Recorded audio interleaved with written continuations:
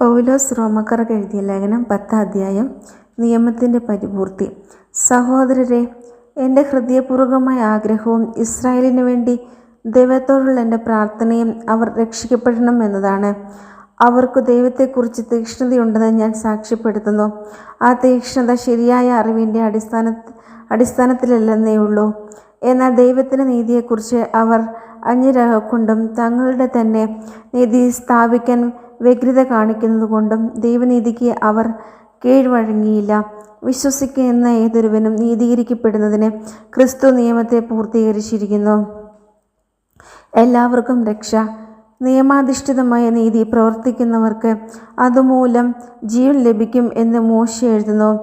വിശ്വാസാധിഷ്ഠിതമായ നീതിയാകട്ടെ ഇങ്ങനെ പറയുന്നു: ക്രിസ്തുവിനെ താഴേക്ക് കൊണ്ടുവരാൻ സ്വർഗത്തിലേക്ക് ആരു കയറും എന്ന് നീ ഹൃദയത്തിൽ പറയരുത്. അഥവാ ക്രിസ്തുവിനെ മരിച്ചവരിൽ നിന്ന് ഉയർത്താൻ പാതാളത്തിലേക്ക് ആരിറങ്ങുമെന്ന് പറയരുത്.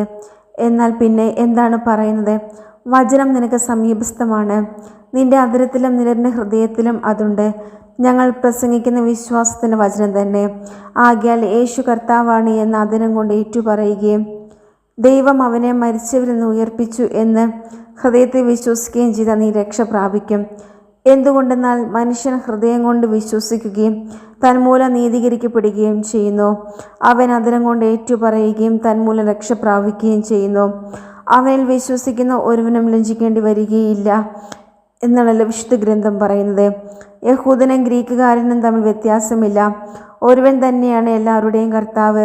തന്നെ വിളിച്ചപേക്ഷിക്കുന്ന എല്ലാവരുടെയും മേൽ അവിടുന്ന് തൻ്റെ സമ്പത്ത് വർഷിക്കുന്നു. എന്തെന്നാൽ കർത്താവിൻ്റെ നാമം വിളിച്ചപേക്ഷിക്കുന്ന എല്ലാവരും രക്ഷ പ്രാപിക്കും. പ്രഘോഷണവും വിശ്വാസവും.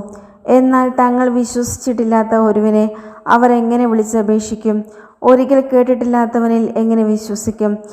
പ്രസംഗകനില്ലാതെ എങ്ങനെ കേൾക്കും? ഐക്യപ്പെടുന്നില്ലെങ്കിൽ എങ്ങനെ പ്രസംഗിക്കും?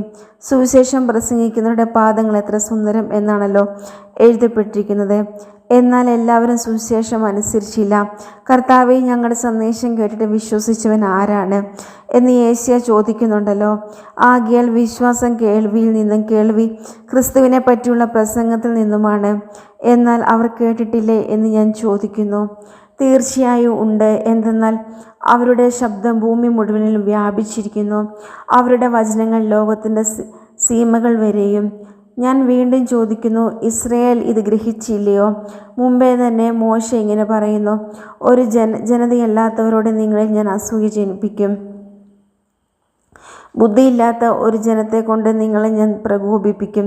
യേശയ്യായും ധൈര്യപൂർവ്വം പറയുന്നു: എന്നെ തേടാത്തവർ എന്നെ കണ്ടെത്തി, എന്നെപ്പറ്റി അന്വേഷിക്കാത്തവർക്ക് ഞാൻ എന്നെ വെളിപ്പെടുത്തി. ഇസ്രായേലിനെ പറ്റിയാകട്ടെ അവൻ പറയുന്നത് ഇങ്ങനെയാണ്: അനുസരണമില്ലാത്തവരും ധിക്കാരികളുമായ ഒരു ജനത്തിന് നേരെ ദിവസം മുഴുവൻ ഞാൻ എൻ്റെ കരങ്ങൾ നീട്ടി